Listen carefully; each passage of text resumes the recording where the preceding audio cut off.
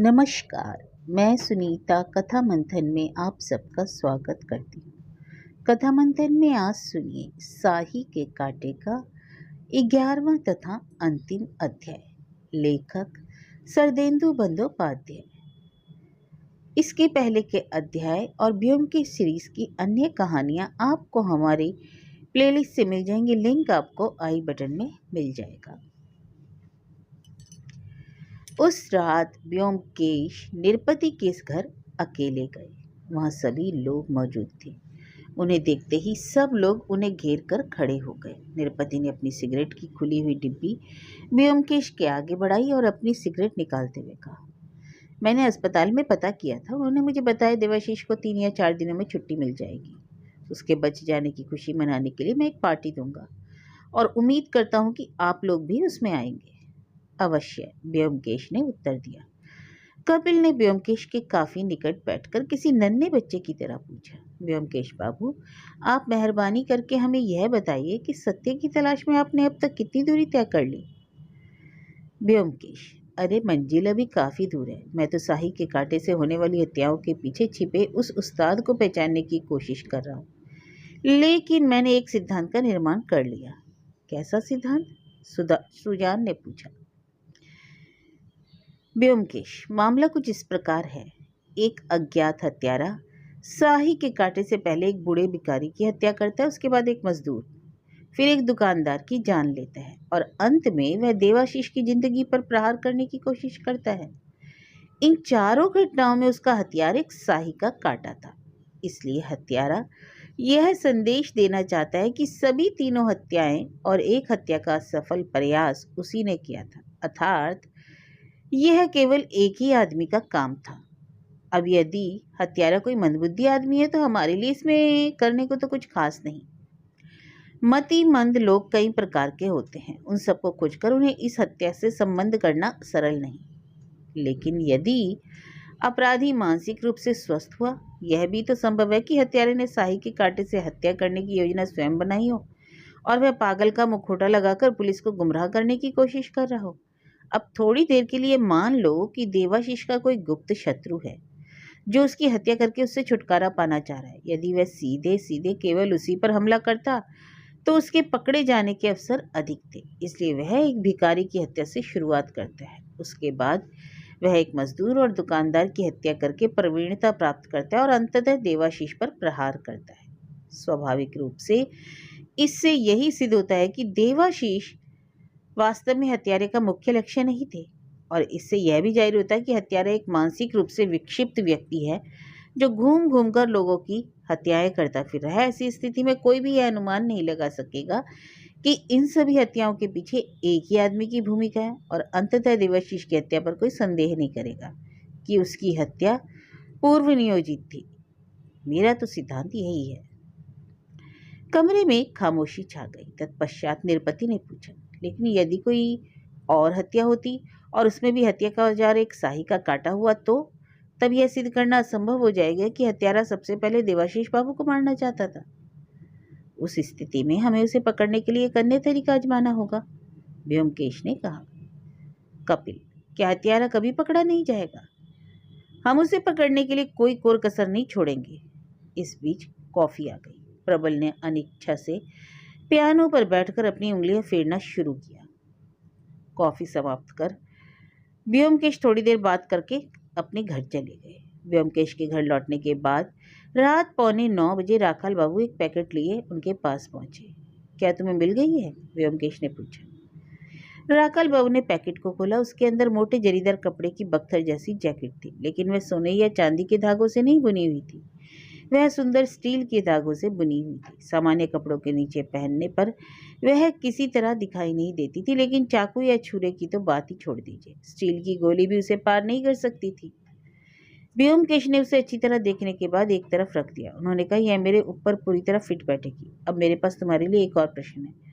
क्या तुमने हमारे इस साहिवान का पीछा करने के लिए सादे कपड़ों में किसी सिपाही की व्यवस्था कर दी है? हाँ, सारा प्रबंध कर लिया, राखाल बाबू ने कहा। आज शाम 7 बजे से उसकी निगरानी की जा रही है।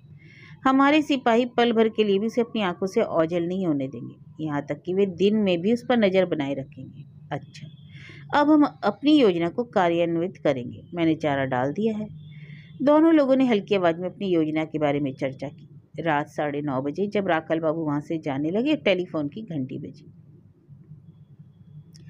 एक परिचित स्वर उभरा, व्योमकेश बाबू, क्या आप घर में अकेले हैं? व्योमकेश की आंखों ने राखल बाबू को संदेश दिया। उन्होंने चौबे में कहा, हाँ मैं अकेला हूँ। आप? क्या आप मेरी आवाज नहीं पहचानते? जी नहीं। आप है? जब आप मेरी आवाज ही नहीं पहचानते तो नाम जानकर क्या करेंगे? आज शाम आप जिस घर में गए थे मैं वहां मौजूद था। मैं आपको कोई गोपनीय सूचना देना चाहता था, लेकिन अनेक लोगों के सामने दे नहीं सका। गोपनीय सूचना शाही के कांटे के बारे में? जी हाँ। यदि आप आज रात मुझे रविंद्र सरोवर के मेन गेट पर मिल सके तो मैं आपको सारी बात बता दूंगा। हाँ हाँ जरूर। मैं कितने बजे वहां पहुंच जाऊं? जितना जल्दी संभव हो। मैं वहां आपकी प्रतीक्षा करूंगा, लेकिन कृपया अकेले आइएगा। मेरा किसी अन्य के सामने इस सूचना को प्रकट करना ठीक नहीं है। ठीक है, मैं 5 मिनट में यहाँ से निकल रहा हूँ।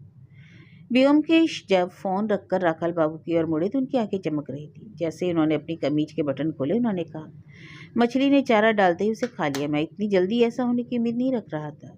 राखल। व्योमकेश ने अपनी कमीज उतारी तो राखल बाबू ने उन्हें बुलेट प्रूफ जैकेट पहनाने में मदद की और बोले, मेरे बारे में चिंता मत कीजिए, मैं आपकी चौकी पर तैनात रहूंगा। जासूस भी शाही के कांटे के साथ मौजूद है। हम लोग तीनों लोग उसे मिलकर पकड़ने में सफल हो जाएंगे।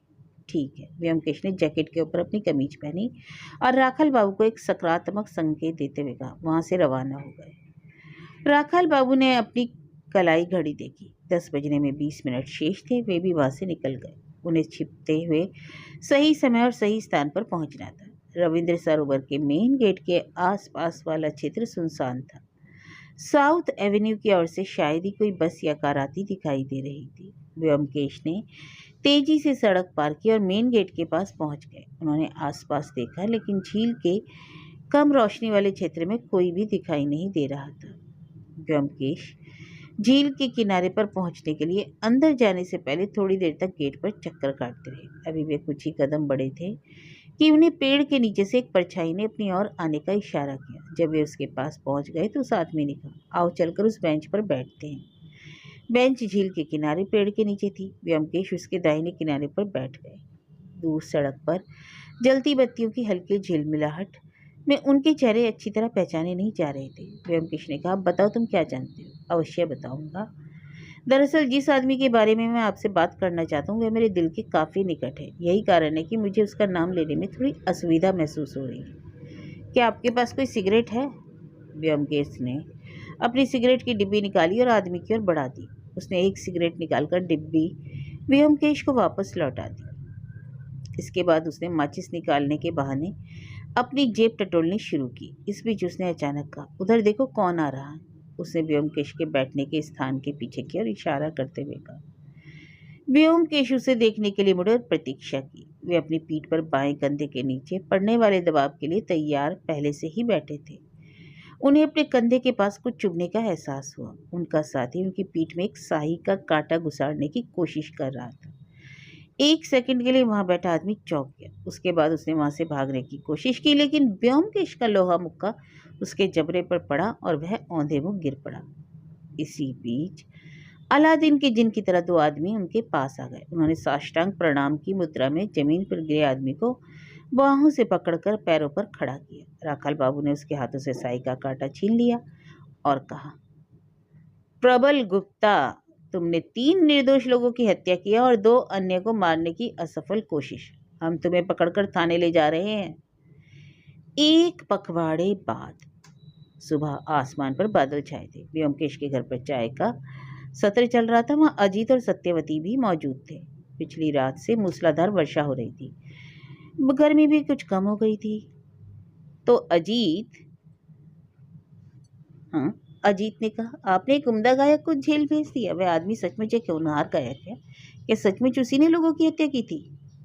सत्यवती, वह आदमी के विषय ही पागल था।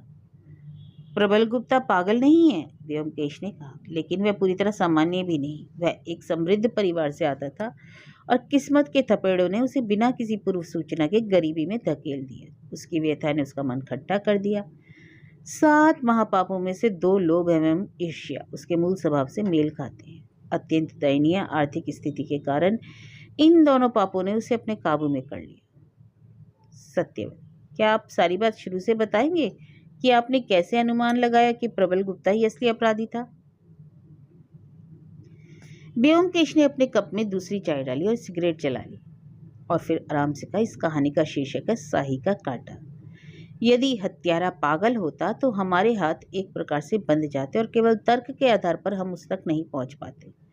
लेकिन यदि वह पागल नहीं होता तो प्रश्न पैदा होता था कि उसने हत्या के लिए किसी चाकू या छुरे का प्रयोग की बजाय शाही के कांटे का चयन क्यों किया? इसके पीछे कोई मकसद होना जरूरी है।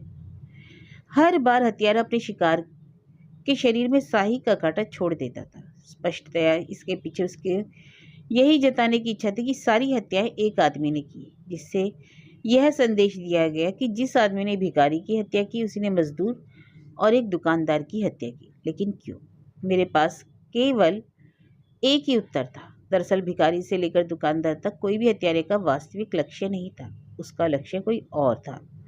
उसने 3 तात्कालिक हत्याएं पुलिस को दिग्भ्रमित करने की नीयत से की थी। इसके बाद वैसा ही प्रयास देवाशीष पर किया गया और सौभाग्य से वह मरते मरते बचा, लेकिन हत्यारे की पहचान अज्ञात बनी रही। मेरी सच्चाई की तलाश इसी बिंदु से प्रारंभ हुई। संदेह की छाया से परे जाकर अभी वह सिद्ध नहीं हुआ था कि देवाशीष ही हत्यारे का असली लक्ष्य था, लेकिन इससे कोई भी अनुमान लगा सकता था कि अब और लोगों को अपनी जान नहीं गंवानी पड़ेगी। भिखारी से लेकर उद्योगपति तक लोगों के लिए यह अपेक्षा करना सामान्य था कि हत्याओं का सिलसिला वहीं जाकर समाप्त हो जाएगा। फिर जांच से पता चला कि देवाशीष विशेष रूप से किसी के नजदीक नहीं था, सिवाय उनके जो लोग निरपति के यहाँ चाय में शामिल होते थे। उसकी फैक्ट्री के सभी कर्मचारी उसे बहुत चाहते थे और उसके कर्मचारियों ने कभी एक दिन की हड़ताल भी नहीं की। फिर एक अन्य तथ्य सामने आया। अपनी शादी के पहले दीपा किसी से प्यार करती थी और उसने उसके साथ भागने की भी कोशिश की थी, लेकिन उसकी यह कोशिश विफल हो गई। उसके फौरन बाद दीपा की देवाशीष के साथ शादी कर दी गई। अपने गुप्त प्रेमी का नाम केवल दीपा ही जानती थी, वह कौन हो सकता है? दीपा का परिवार अपनी रूढ़िवादी परंपराओं के सख्ती से पालन करता था और उसे अनजान लोगों से मेल जोल बढ़ाने की अनुमति नहीं थी। लेकिन जब उसके भाई के यार दोस्त कभी उसके घर आते तो उनसे मिलने की इजाज़त दीपा को थी। इसलिए उसका प्रेमी स्वाभाविक रूप से उसके भाई के दोस्तों में से एक था, या तो निरपति अथवा कोई नौजवान जो उनके घर अक्सर आता जाता था। इस अनुमान ने एक संभावित मकसद का भी सुराग प्रस्तुत किया।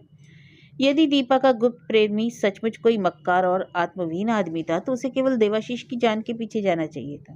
कहने की आवश्यकता नहीं कि जो आदमी शाही के कांटे से 3 हत्याएं कर सकता था उसका कोई आधार संज्ञा शून्य होना अनिवार्य था।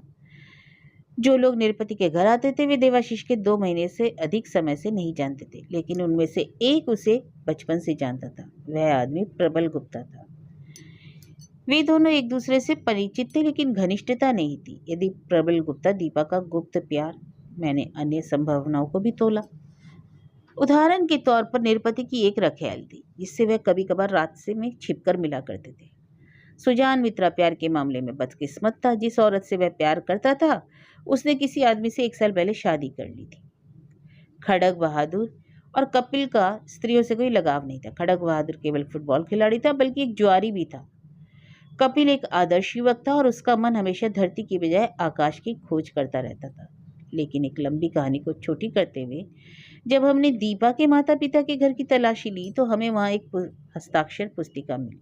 उसमें निरपति के घर जाने वाले केवल एक आदमी के हस्ताक्षर थे। वह आदमी प्रबल गुप्ता था। उसने लिखा था, तुम्हारी आंखों की विद्युतीय विकिरण मेरे बादल रूपी हृदय में कंपन जगा देती है। उन शब्दों ने स्वयं अपनी कहानी कह दी। हमें यह भी पता चला कि दीपा को संगीत से प्यार है और वह प्रबल के वैवाहिक स्तर से अनभिज्ञ थी। इन विवरणों से यह पूर्णतः स्पष्ट हो गया कि उसने दीपा नामक मछली को फंसाने के लिए संगीत के चारे के रूप में इस्तेमाल किया। एक अन्य विवरण ने भी चीख चीख कर हमारा ध्यान आकर्षित किया।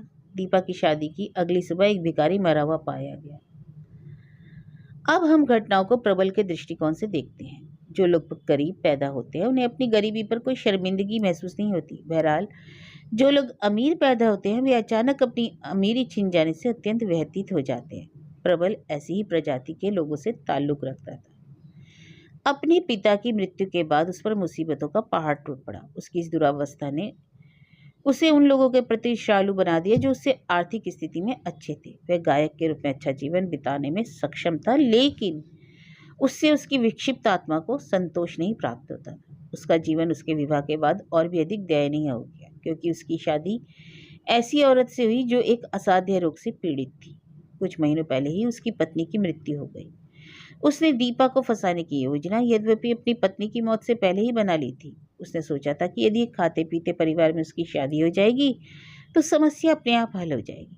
बहरहाल दीपा का व्यक्तित्व चाहे जितना भी गंभीर था, वह प्रबल की और उसके संगीत के कारण ही आकर्षित हुई थी। उनके पास व्यक्तिगत रूप से मुलाकात के अवसर बहुत कम थे, लेकिन टेलीफोन पर दोनों की बातचीत होती रहती थी। प्रबल ने सदैव दीपा के साथ भागकर शादी करने की योजना बना रही थी। अपने दादाजी की प्रतिष्ठा और उनकी सहमति प्राप्त करने की दीपा ने कोशिश की तो केवल छलावा मिला। प्रबल जानता था कि बुड्ढा कभी इसके लिए राजी नहीं होगा, लेकिन यदि वे दोनों एक बार भागकर शादी कर लेते तो चिंता की बात नहीं थी। उस स्थिति में दीपा का परिवार उसे अपनाने से इनकार नहीं कर सकता था। दीपा ने घर से भागने की कोशिश की, लेकिन रंगे हाथ पकड़ी गई और वापस घर ले जाई गई। इसके बाद जल्दबाजी में देवाशीष के साथ उसकी शादी का निर्णय लिया गया। अच्छा, जरा विचार कीजिए कि प्रबल के मन में क्या चल रहा था। यदि दीपा किसी अन्य आदमी के साथ शादी करती तो उसे दुख नहीं होता, लेकिन क्या इतने सारे लोगों में से केवल देवाशीष ही शादी के लिए मिला था? क्रोध और ईर्ष्या ने उसके सीने में आग की तरह सुलगने लगी और उसको और अधिक भड़का दिया। जब शादी का सारा प्रबंध तय हो गया तो प्रबल ने निर्णय किया कि वह देवाशीष की हत्या करके उसकी विधवा से शादी कर लेगा। उस स्थिति में दीपा स्वतंत्र होती है और अपने परिवार के प्रति भी उत्तरदायी नहीं होती। यदि वह दीपा के साथ देवाशीष की मौत के बाद शादी करता तो देवाशीष की सारी दौलत और जायदाद स्वयं ही उसके पास आ जाते। राज्य और राजकुमारी दोनों एक झटके में उसके पास आ जाते, क्योंकि प्रबल जानता था कि देवाशीष का कोई जीवित संबंधी नहीं था। सीधे सीधे देवाशीष की हत्या से काम नहीं बनने वाला था। यदि वह दीपा से उसके पति की मृत्यु के बाद शादी करता तो स्वाभाविक रूप से सारा संदेह उसी के ऊपर जाता। उसे प्रमुख संदिग्ध मान लिया जाता। निर्दयी एवं धोखेबाज प्रबल ने ऐसी योजना बनाई कि किसी को उसके बारे में भनक भी नहीं लगी। साही के कांटे के साथ उसका अभिनय शुरू हो गया। 3 निर्दोष लोगों को नाहक ही अपनी जान गंवानी पड़ी। प्रबल ने देवाशीष की हत्या करने के अवसर की प्रतीक्षा की, और मेरे विचार से वह हमेशा अपनी जेब में साही का कांटा रखकर चलता था। कोई नहीं जानता था कि उसे कब मौका मिल जाए, और एक दिन मौका मिल गया। निरपति के घर में एक टेलीफोन था। जिस कमरे में टेलीफोन था उसके दरवाजे के पास प्रबल पियानो बजा रहा था। उसने खड़क बहादुर को देवाशीष से बात करते सुन लिया। वह उसे रविंद्र सरोवर के पास मिलेगा। प्रबल को जिस अवसर की तलाश थी वह उसे मिल गया। उसने साही का कांटा अपने पास रख लिया और वह निर्धारित स्थान पर जाकर पेड़ के पीछे छिप गया। प्रबल नहीं जानता था कि प्रकृति की किसी विडंबना के कारण देवाशीष का दिल उसके सीने के दाहिनी ओर था। दीपा को इसकी जानकारी थी, लेकिन वह यह नहीं जानती थी कि प्रबल देवाशीष की हत्या और उसके साथ शादी करने की योजना बना रहा था। आखिरकार एक औरत के पास दिमाग ही कितना होता है। तो यह थी संपूर्ण कहानी। क्या आप लोग इसके अतिरिक्त कुछ जानना चाहते हैं? अजीत ने पूछा। उसने अपनी हत्या करने की कोशिश क्यों की? व्योमकेश ने उत्तर दिया, मैं उस शाम निरपति के घर गया था और वहां टिप्पणी की थी कि यदि अब कोई अन्य हत्या नहीं होगी तो अनुमान आसानी से लगा सकता था कि हत्यारे का असली निशाना देवाशीष था। अतः प्रबल ने मुझे गलत सिद्ध करने का निर्णय लिया और मेरी हत्या करके वह अपनी संभव संलिप्तता में लोगों का ध्यान दूसरी ओर मोड़ना चाहता था। दूसरे शब्दों में उसने एक तीर से 2 शिकार करने की योजना बनाई, और उसे इस बात का अंदाजा ही नहीं था कि मैंने ही उसे पकड़ने के लिए जाल बिछाया था। सत्यवती ने गहरी सांस लेते हुए कहा, हे भगवान, कितना निर्दयी आदमी है। यद्यपि इसके लिए दीपा का कोई दोष नहीं। यदि किसी साधारण लड़की को किसी तरह चिड़िया की तरह पिंजरे में कैद करके रखा जाए तो अपने बचाव की कोशिश के लिए वह विवश ही होगी। दरवाजे पर दस्तक हुई। व्योमकेश उसका उत्तर देने के लिए खड़े हुए। देवाशीष बाबू, अंदर आइए। देवाशीष अत्यंत प्रसन्नचित होकर कमरे के अंदर आए। सत्यवती वहां से जाने के लिए खड़ी हुई, लेकिन जब उसने नाम सुना तो उत्सुकता से देखने लगी। देवाशीष हमेशा की तरह स्वस्थ दिखाई दे रहे थे और कोई नहीं बता सकता था कि वह अभी अभी मौत से मुठभेड़ करके आ रहा है। देवाशीष बोला, आज शाम को मैं अपने घर पे एक छोटा सा प्रीति भोज आयोजित कर रहा हूँ, चाहूंगा कि आप सब पधारें। अरे यह तो बड़ी अच्छी बात है। आप पहले अच्छी तरह स्वस्थ हो जाए। वैसे आज ऐसा कौन सा शुभ दिन है जिसका उत्सव मना रहे हैं? देवाशीष: ब्योमकेशदा, आज तक मेरा संबंध है। आज की रात मेरी असली शादी की रात है। मैं चाहता था कि दीपा भी मेरे साथ यहाँ आए, लेकिन वह थोड़ी शर्मिंदगी महसूस कर रही थी, इसलिए उसने मेरा प्रस्ताव ठुकरा दिया। भाभी जी, आप अवश्य ही इसे आज शाम मेरे घर आने का कारण मानिएगा, वरना दीपा अपनी ऊहापोह से बाहर नहीं निकल पाएगी।